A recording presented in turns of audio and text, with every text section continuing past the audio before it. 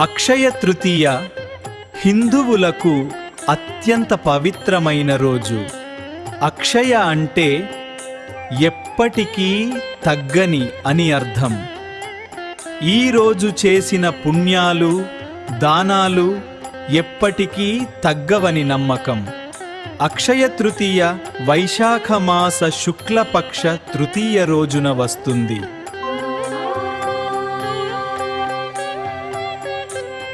అక్షయ తృతీయ హిందువులకు అత్యంత పవిత్రమైన రోజు. అక్షయ అంటే ఎప్పటికీ తగ్గని అని అర్థం. ఈ రోజు చేసిన పుణ్యాలు దానాలు ఎప్పటికీ తగ్గవని నమ్మకం. అక్షయ తృతీయ వైశాఖ మాస శుక్లపక్ష తృతీయ రోజున వస్తుంది.